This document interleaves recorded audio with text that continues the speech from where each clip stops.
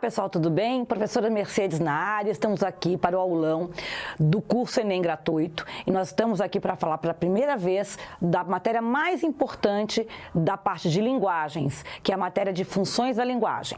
Funções da linguagem, você tem que pensar o seguinte, vem comigo, tá? O que isso quer dizer? Primeiramente, pensa, toda comunicação, qualquer coisa escrita que vai aparecer na sua prova de linguagens, tem sempre essas funções e esses elementos. Que elementos? Um emissor, ou seja, quem escreveu o texto, tá? O emissor, você que está lendo, que é o receptor. Existe a língua portuguesa, que é o código, pode ser também uma linguagem verbal ou não verbal. Existe um canal, que é o papel da própria prova do Enem, ok? É o meio físico pelo qual a mensagem se propaga. E existe a mensagem propriamente dita ali, com parágrafos, ou é um quadrinho, enfim. E existe, evidentemente, o assunto. Então, toda vez nós temos alguém que escreve alguma coisa por meio de um código e te mandando uma mensagem, um referente, um assunto. Agora, o que isso tem a ver com as funções da linguagem? Quando alguém escreve algo, possui uma intencionalidade. Qual é a intenção do autor ao escrever aquele texto?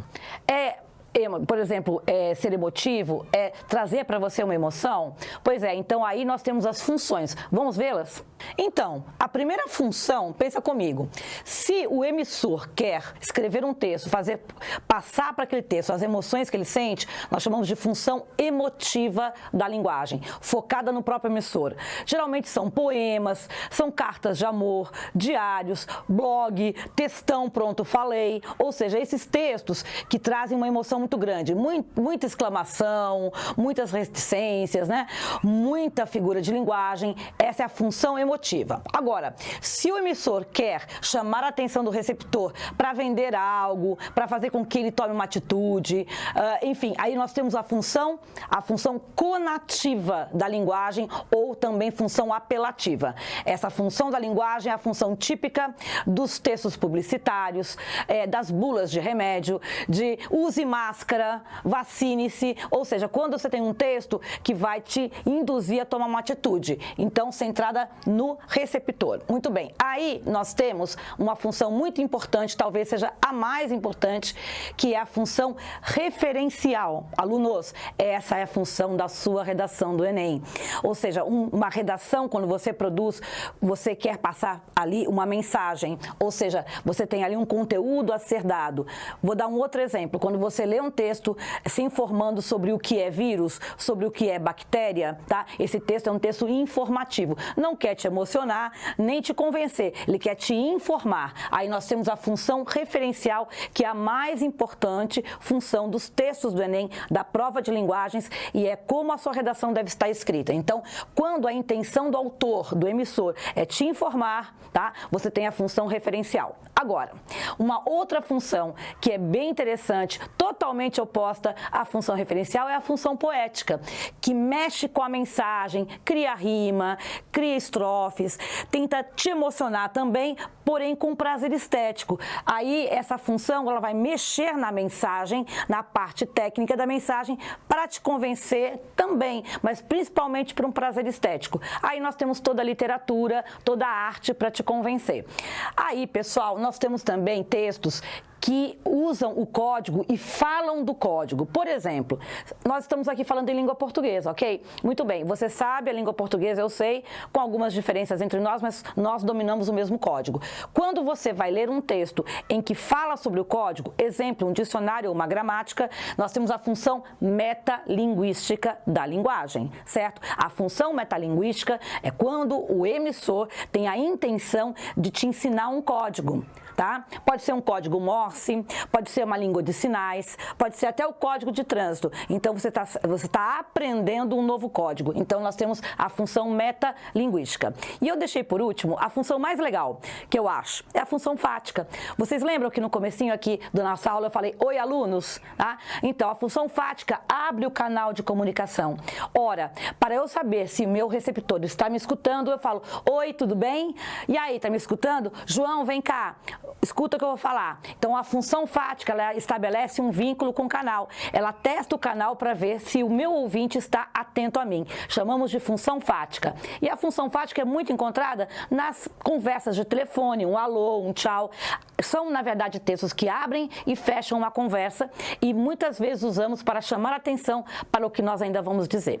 Espero que você tenha entendido e muito importante para o Enem, porque o Enem trabalha com todas elas, principalmente a função referencial.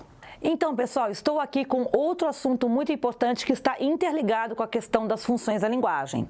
O Enem, você já deve ter visto a prova, se não viu, saiba, vai colocar uma prova de linguagens com vários tipos de texto muito diferentes uns dos outros. Mas a diferença não é só no visual, não. A diferença também é no estilo da linguagem. Chamamos isso de variação linguística ou níveis de linguagem. No nosso dia a dia, nós podemos mudar a linguagem, como falamos com o professor, quando falamos numa festa. Então, essa variação que fazemos em nós mesmos, ela aparece também nos textos que você vai encontrar na prova do Enem. Então, e pode haver uma pergunta em que a prova do Enem vai te perguntar assim, a linguagem do texto é uma linguagem coloquial, é norma culta, é norma popular? Então, vamos comigo, pessoal. Variação linguística é essa capacidade que nós e os textos têm de variar aquele código linguístico, a linguagem, de acordo com o emissor e o receptor, lembra? Ou seja, o emissor fala para um receptor através de um código. E o código pode ser uma norma bem culta, tá? Com a gramática perfeita, com um vocabulário com um certo grau de erudição. É uma linguagem muito focada na função referencial, ou seja, lembra a função referencial, que é a função que dá a informação para você. Poucos textos literários são assim. Geralmente são os textos científicos, os textos de artigos de opinião. A redação que você vai produzir também tem de ser em norma culta, você sabe disso. Então, é o nível mais alto em termos de código. Você vai usar o código com uma norma comum, tá? A norma comum, ela também usa o português gramatical. Entretanto, com um vocabulário um pouco menos erudito, mais acessível à grande população. Então, a sua redação pode girar em torno desse eixo, certo? Mas na prova de linguagem, você também vai encontrar charge, quadrinhos, textos mais informais, cartazes, por exemplo, que vão usar de uma norma mais popular, com gírias, tá? Veja, gírias com coloquialidade. A coloquialidade é exatamente o que você reproduz na escrita do que você fala. Exemplo, né, pra, daí. Quantas vezes você não fala daí, né? Então, essas expressões típicas da oralidade, da coloquialidade, tá? Transformam um texto num nível de norma popular. Então, essa variação é uma variação que você vai encontrar nos textos do Enem.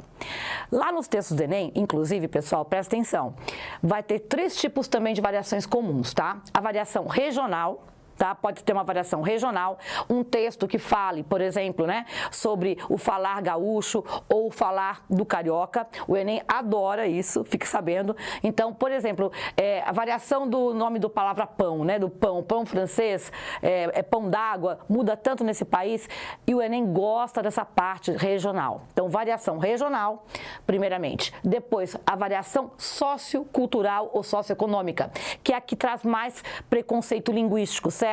Aquela variação que você percebe que a pessoa falou de um jeito, não porque é regionalismo, mas sim porque ela não teve acesso à educação, certo? E há muito preconceito, infelizmente, com esse tipo de variação, como vocês podem ver na charge.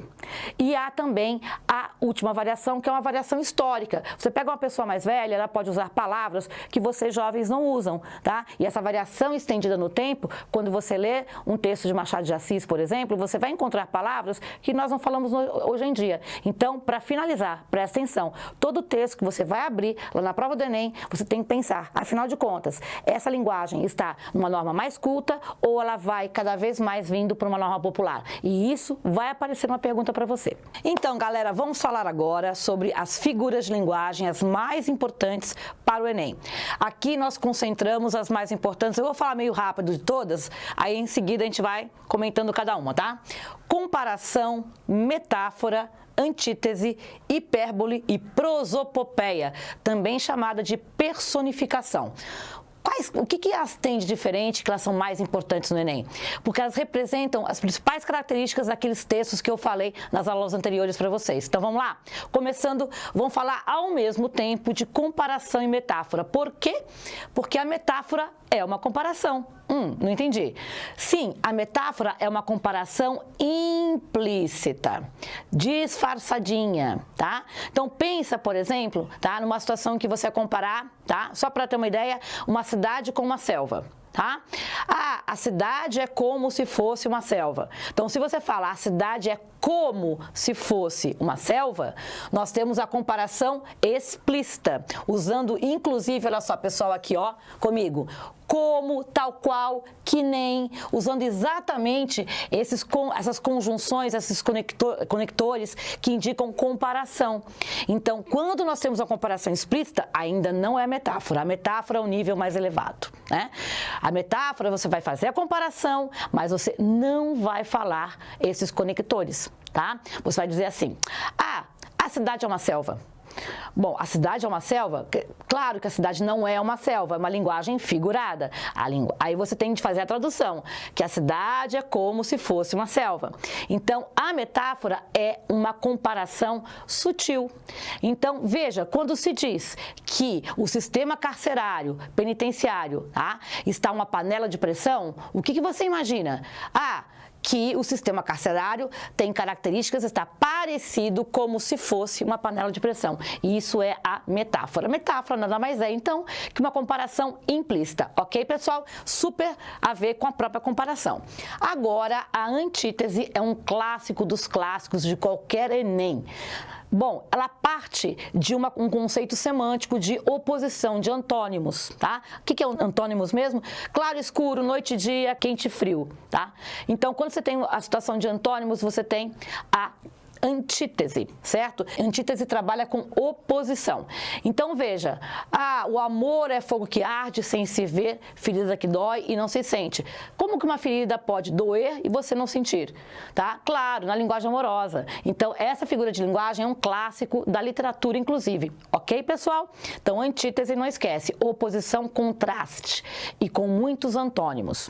Bom, e a hipérbole? A hipérbole é o exagero. E o exagero, nós somos seres exagerados, né? Ah, eu já falei 1000 vezes para você. Ah, eu não aguento mais. Eu vou morrer por isso, eu vou morrer por aquilo.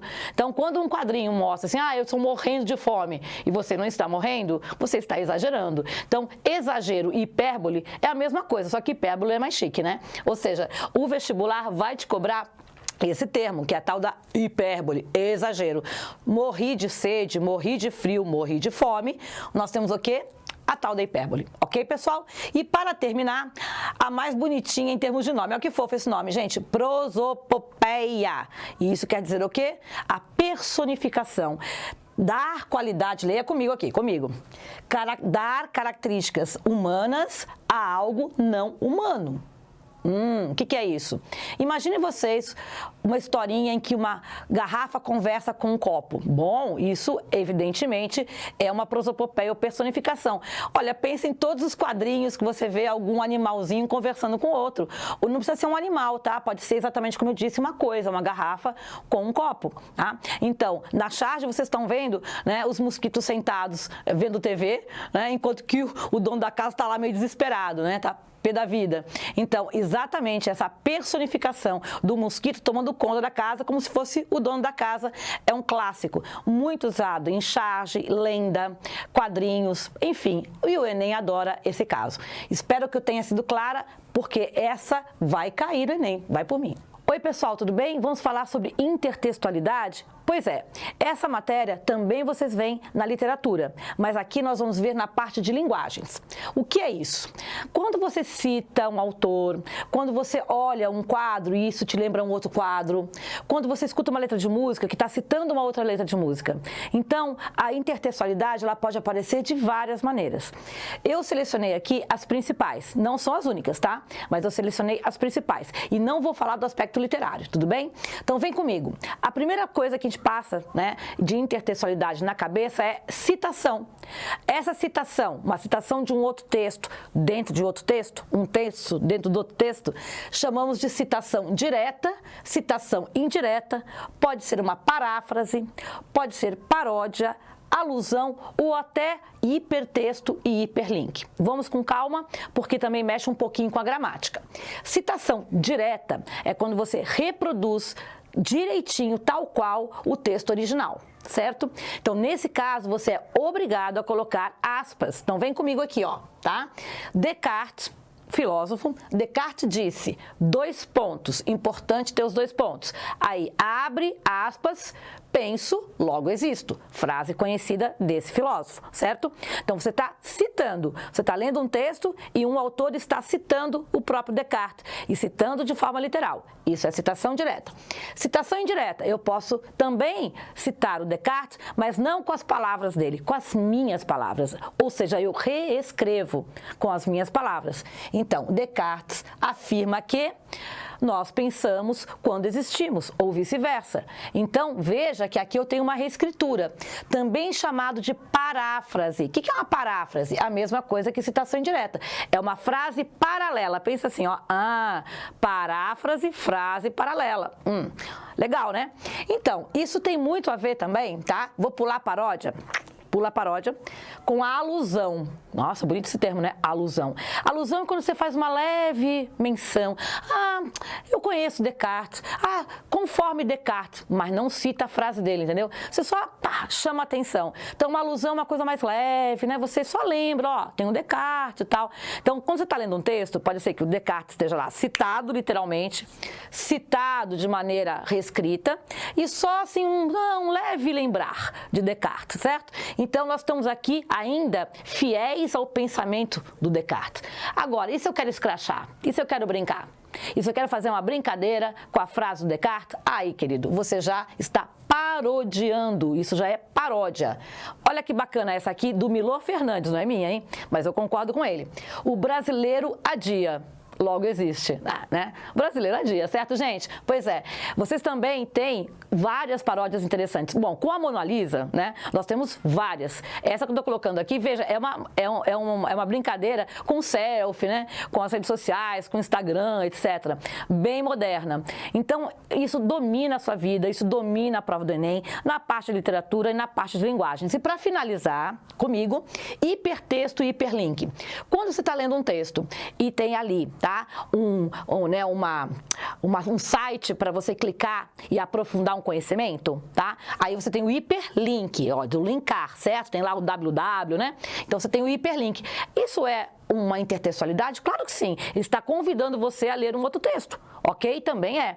E mais, quando você está também lendo um texto, por exemplo, Platão. Quem foi Platão? Platão foi um filósofo grego, aí aparece lá em azulzinho, geralmente em azulzinho, né? Filósofo grego. Se você clicar, a mãozinha aparece ali, vai falar toda a filosofia grega. Então, quando você está lendo um texto que te remete a outros textos, isso evidentemente foi trazido pelas mídias, né? Pela internet, pelo meio virtual você acessa outros textos, isso é o hipertexto ou hiperlink. Super importante, tanto na literatura como nas linguagens.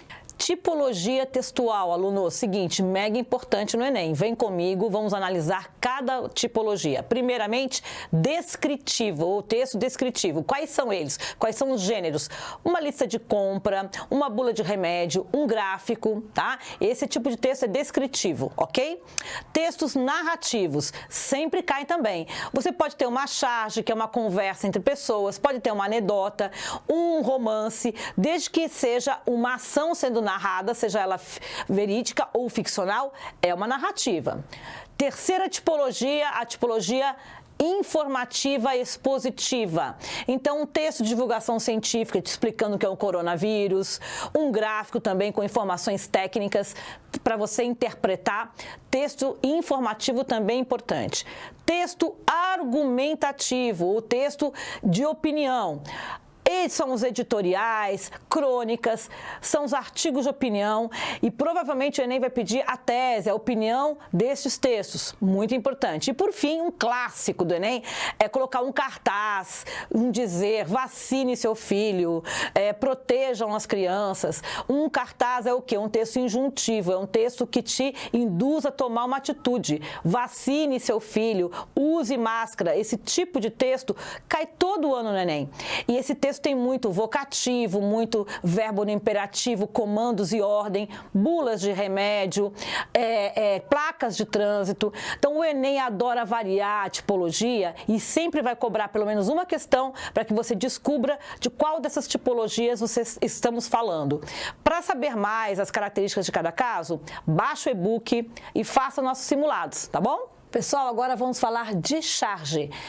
Todo Enem, toda prova do Enem possui pelo menos uma questão em cima de charge. Uma não, às vezes mais de uma, tá?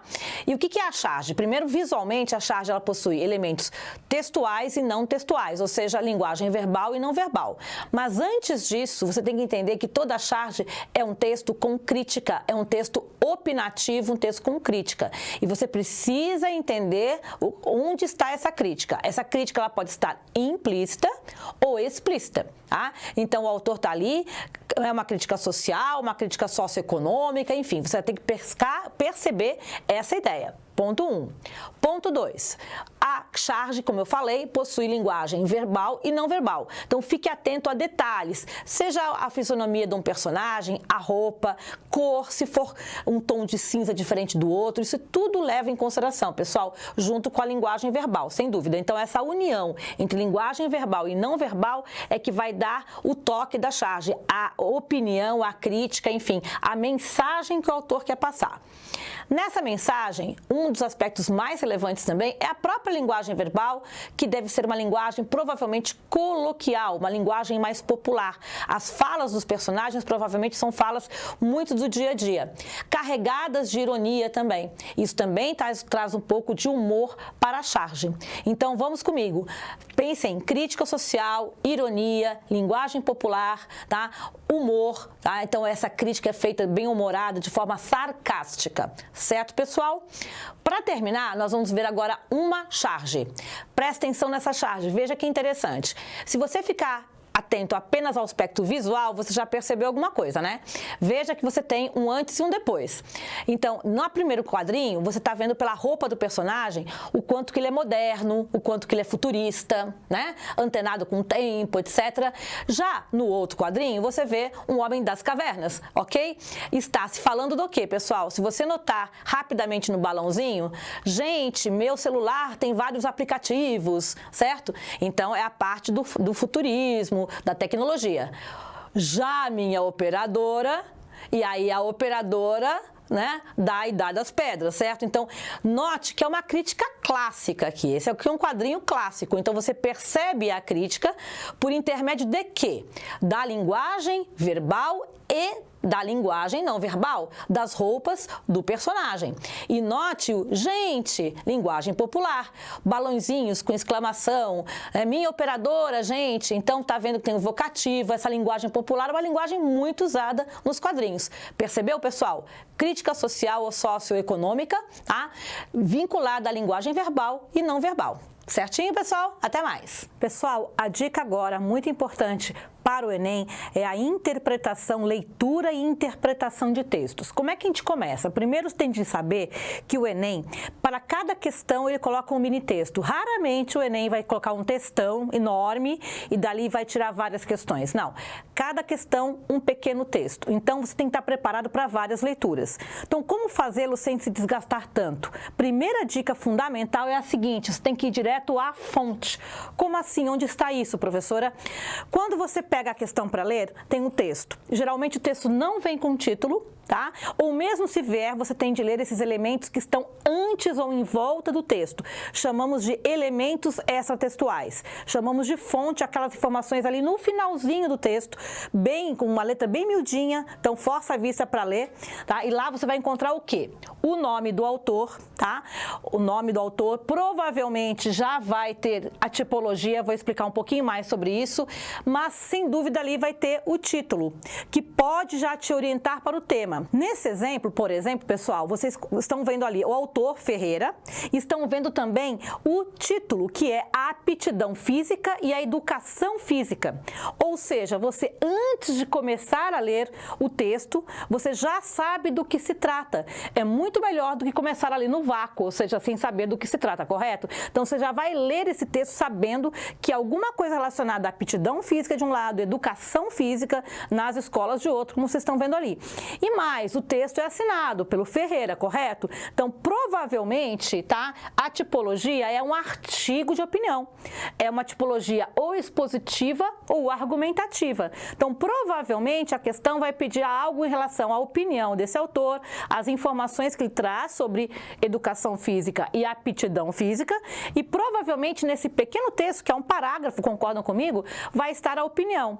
Então, antes de começar a ler o texto, você já tem 3 informações relevantes. Quais? O autor, ou seja, que o texto é assinado, tá? Então, é um artigo de opinião, provavelmente um texto expositivo e ou informativo e ou argumentativo, que ele tem o tema a educação física e a aptidão física, tá?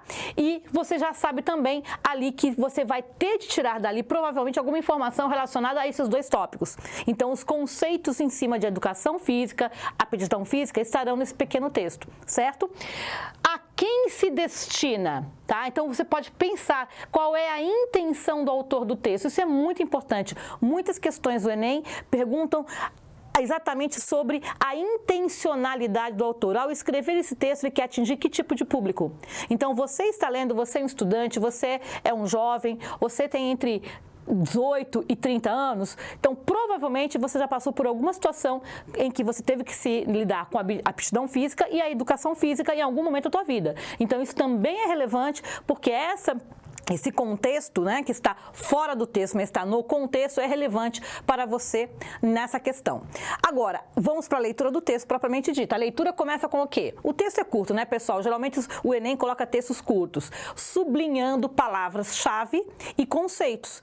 Por exemplo, palavra-chave é a própria expressão aptidão física e tudo relacionado a isso. E a própria educação física. E saúde, né, pessoal? Também notando que é aptidão física e saúde na educação física. Então, você tem a palavra saúde, saudável, né?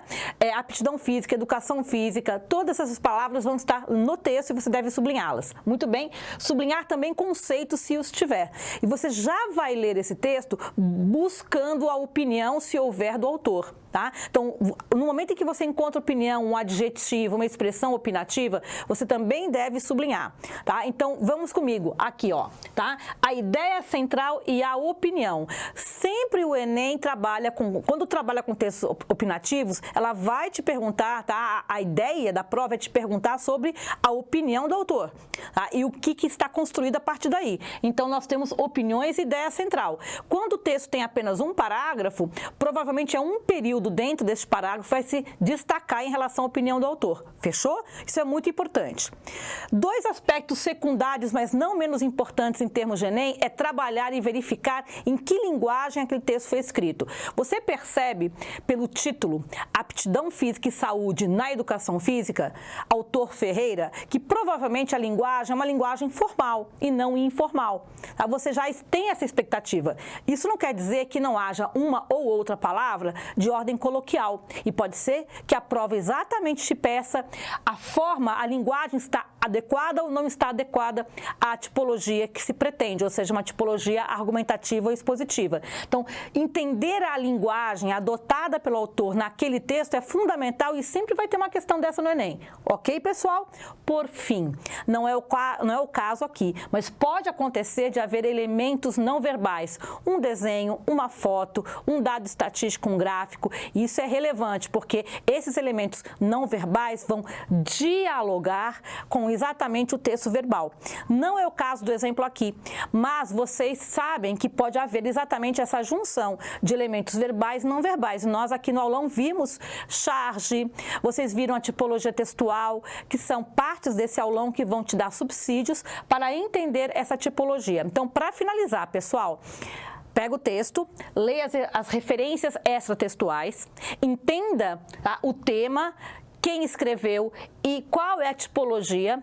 Você vai começar a ler esse texto percebendo a quem se destina, sublinhando as palavras-chave, já percebendo se ele tem ou não tem opinião e, se tiver, vai sublinhar, vai ficar atento, porque provavelmente a pergunta será em torno disso, e ainda avaliar se a linguagem adotada pelo autor é uma linguagem correspondente ou ele quebrou a expectativa e escreveu de uma maneira diferente daquilo que era esperado. E, por fim, se há ou não elementos extratextuais e como eles dialogam entre si. Fechou, pessoal? Um clássico do Enem, sem dúvida, é a conotação e denotação, que tem a ver com um assunto mais extenso, chamado semântica. Semântica lida com toda a parte de significado, seja de uma palavra, de uma frase ou até de um texto inteiro. Quando falamos em semântica, pensamos rapidamente em 3 aspectos importantes. Conotação e denotação, vamos começar por isso. Depois a gente vai passar para polissemia e, por fim, ambiguidade. Começando com a denotação e conotação. O que é isso? Então, veja bem, pensa comigo, denotação começa com D, né? Tem uma dica legal, que é D de dicionário, lembra disso? Denotação é o sentido do dicionário, é o sentido literal, tá? De uma palavra ou expressão. E conotação é o sentido figurado, o sentido não literal, os outros sentidos que uma palavra ou expressão pode ter. Vamos ver agora um exemplo bem simples. A palavra coração. Nossa, tantos contextos em que ela pode aparecer. Vejam o primeiro que aparece pra gente, tá? O meu tio está com um problema de coração. Um problema no coração. Quando pensamos nisso, pensamos em que coração? O coração denotativo, o coração literal, o coração que bate em você, bate em mim. Então, esse coração, que é o coração concreto, é o sentido denotativo. Certo? Agora, você sabe muito bem que a palavra coração aparece em vários contextos. E eu coloquei outros 2 para vocês aqui. Veja, no coração da floresta. Estávamos no coração da floresta. Ora, esse coração já é abstrato, já é um outro sentido. A palavra coração, muitas vezes, ela é sinônimo conotativo de núcleo, né? De parte importante, de parte mais profunda, né? No caso de floresta, é isso que se quer dizer. Então, no caso, a coração da floresta é o sentido conotativo. Outro tipo de sentido conotativo, bem comum no nosso cotidiano, é eu chegar para você e fazer assim, ó, um coraçãozinho com a mão, né? Tão comum isso, ou seja, acho que ele gosta de mim, acho que ele me quer bem. Por quê? Ah, ele fez um coração para mim com as mãos, ele fez um coração com as mãos. Então aí é um sentido de carinho, de querer bem, né? De estar satisfeito comigo. Há vários sentidos aqui que não é o coração, órgão do corpo humano, correto? Então note que uma palavra, coração, quando ela adquire vários sentidos, sejam eles denotativos ou não, chamamos de polissemia, tá? Como está aparecendo, polissemia, tá? Poli, muito, semia, significados. Então, essa palavra aparece muito no Enem. O que é a polissemia? Essa palavra é polissêmica se ela tiver 2 ou mais significados num texto, tá? Ou nos textos ali da questão, com certeza ela é polissêmica. Agora, quando uma palavra é polissêmica, ela pode gerar ambiguidade. Então, vamos ver uma situação de ambiguidade. Quando falamos assim, rede social, o que você imagina? Bom, você pode imaginar um Instagram, um Facebook ou qualquer outro tipo, né, de rede social virtual. Mas vocês estão vendo uma rede cheia de pessoas dentro. O Armandinho querido que usamos e tal. Então, nós temos aqui um exemplo de ambiguidade que gera o humor dessa charge, ok, pessoal? Então, a ambiguidade, ela aparece de várias formas. Uma outra ambiguidade bem interessante é com a palavra nada. O que quer dizer nada para você? Pode ser o verbo nadar e pode ser no sentido de não ter algo, né? Ou seja, nada no pronome indefinido. Então, você está vendo aí o que também gera humor, o nada, nada, nada, né? E acontece o que aconteceu. Então, claramente, você está vendo nessa charge outra questão de ambiguidade, que é muito legal, né? Por fim, observe essa última ambiguidade. Pessoas que têm problemas frequentemente bebem. Bom, ou pessoas que bebem frequentemente têm problemas de saúde. Esse frequentemente é porque bebe frequentemente ou frequentemente tem problema de saúde? Então, esse advérbio está gerando ambiguidade nesses 2 contextos. Então, a ambiguidade, ela aparece por vários motivos.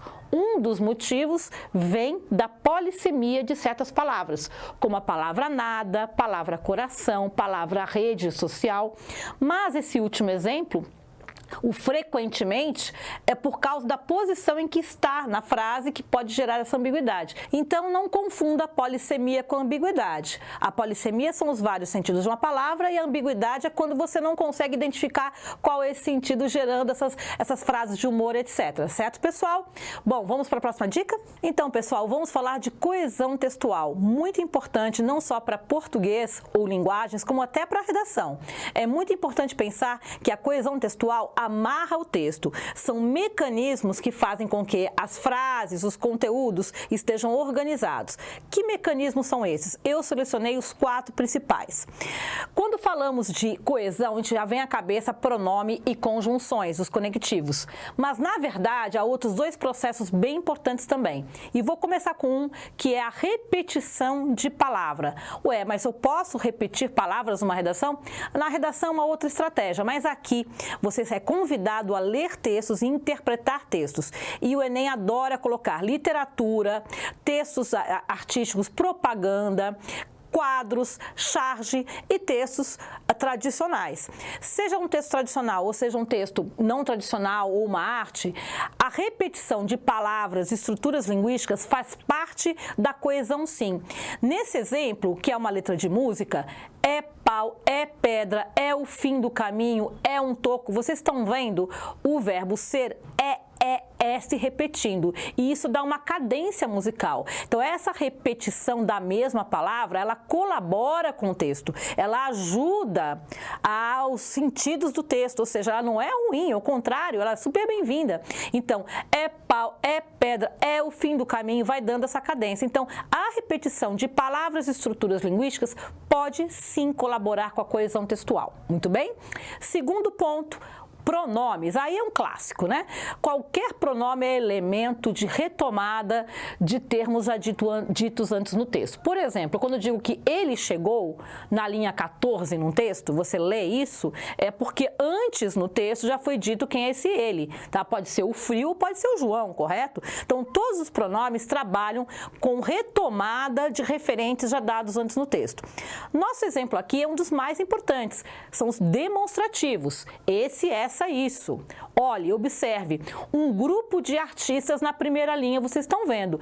E lá embaixo está escrito: esses artistas, desses artistas, nesses artistas. Pode ser o esse ou pode ser desse, nesse, associado a um pronome. O que o esse está fazendo? Retomando, veja a setinha, exatamente a expressão grupo de artistas. Então, o Enem pode cobrar de várias formas. Uma das formas é exatamente sublinhar esse pronome esses e perguntar, olha só, qual o referente no texto? Uma pergunta clássica. Então, o referente, a setinha já está te dando. Cabe a você ler com calma e localizar. Então, todos os pronomes estabelecem coesão textual. É que os pronomes demonstrativos se destacam nesse grupo. Ok, pessoal? Pronomes tranquilo? Agora nós vamos para o terceiro caso, um clássico, que são os conectivos, também chamados de conjunções. São aquelas palavras que dão a ideia de causa, de consequência, de adição. Eu trouxe os principais para você. Por exemplo, adição. Eu posso dizer, cheguei, estudei, sem coesão, só com vírgula, ou eu posso falar, não só estudei, mas também cheguei, ou cheguei, mas também estudei, ou seja, mas também, o nem, o além, o próprio e, são conectivos de adição muito importantes. Vocês estão vendo aqui uma listinha deles.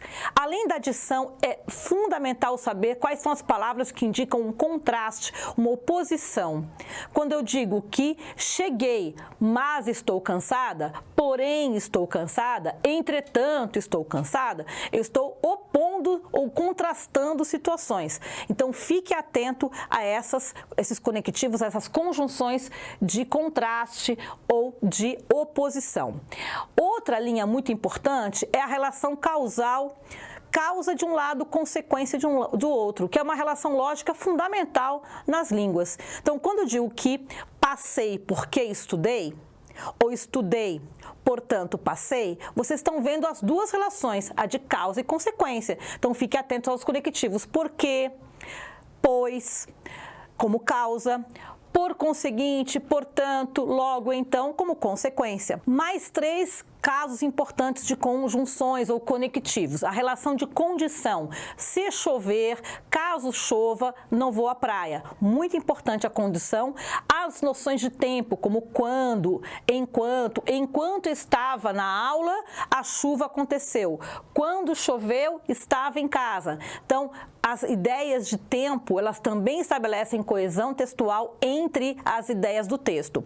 E, por fim, um bem importante até para a sua redação, que são as conjunções ou conectivos de conformidade, que trazem o argumento de autoridade. Conforme disse o noticiário, segundo pesquisa do IBGE, então, segundo, conforme, de acordo com, são elementos, são conectivos que estabelecem coesão e trazem esse argumento de autoridade. Por fim, pessoal, uma última estratégia que eu selecionei é a retomada de uma palavra não por pronomes, mas por sinônimos ou palavras quase sinônimas do mesmo campo semântico.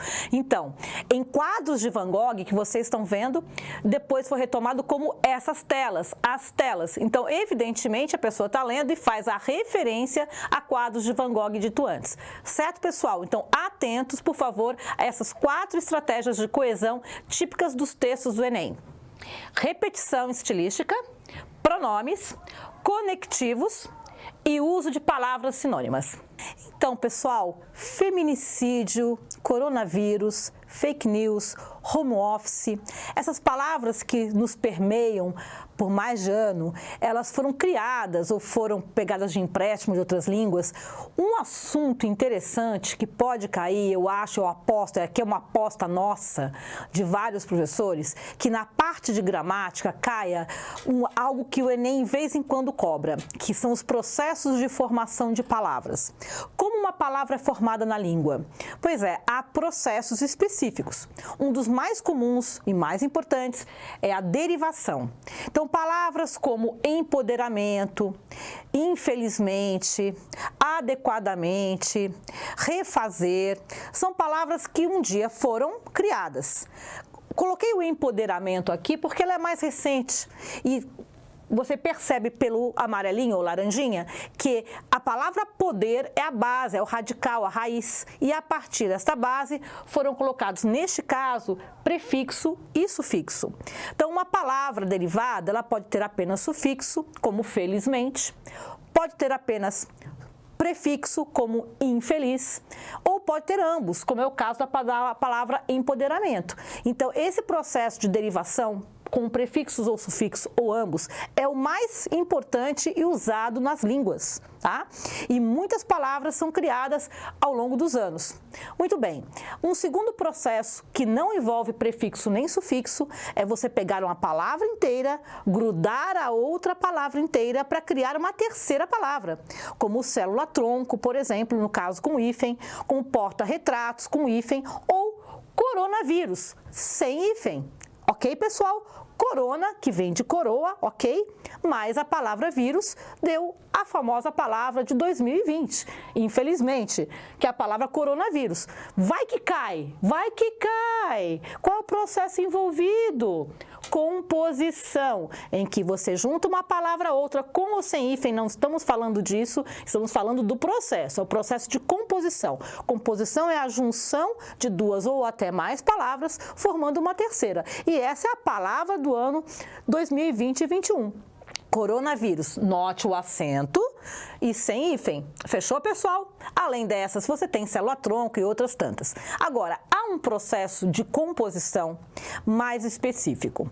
No caso, a palavra, essa tão importante palavra, feminicídio.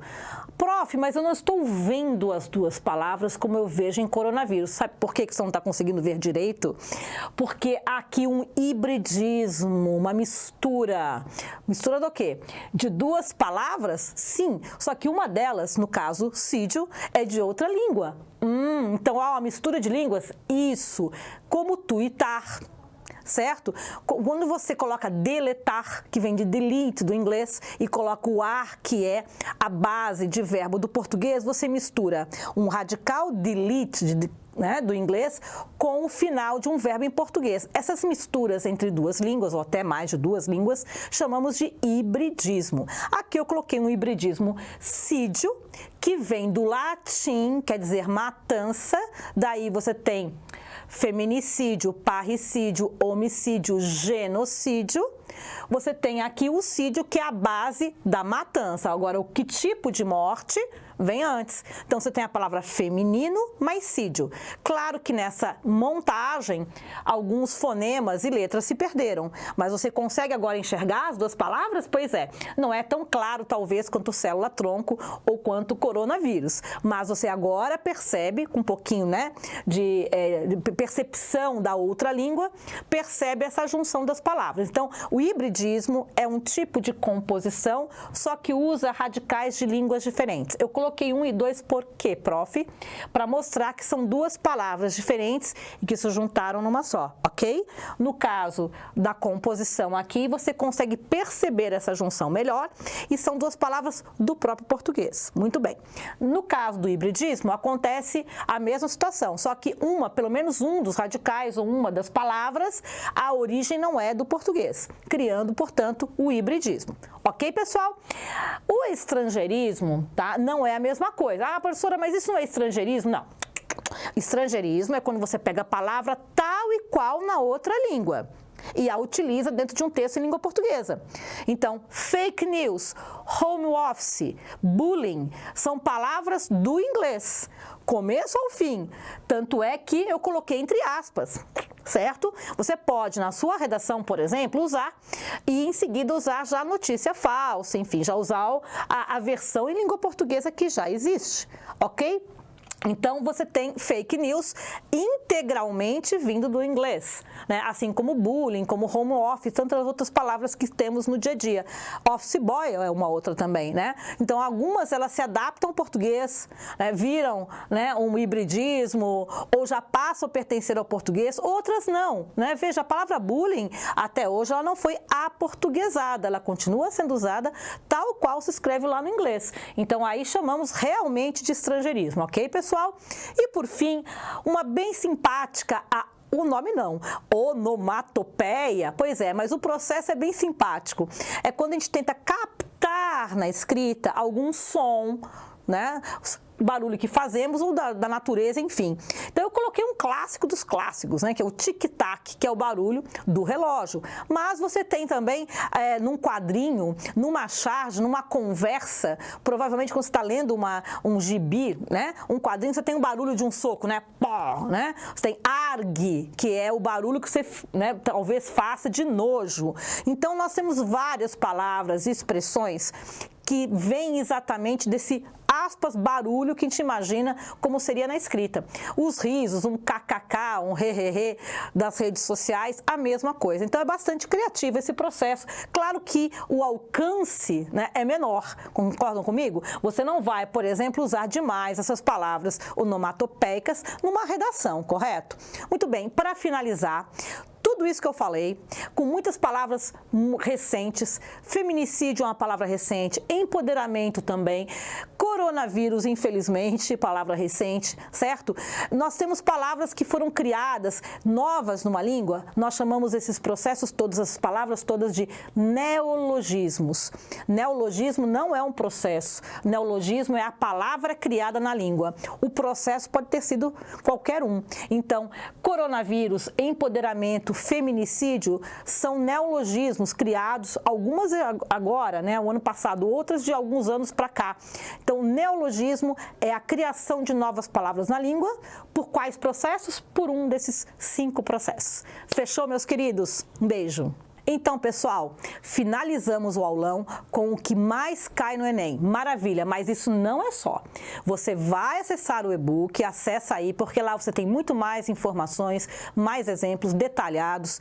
Também fundamental fazer simulados, tá? Acesse nossas plataformas, os nossos conteúdos que vão dar mais substância para esse aulão. Abraço e conta com a gente.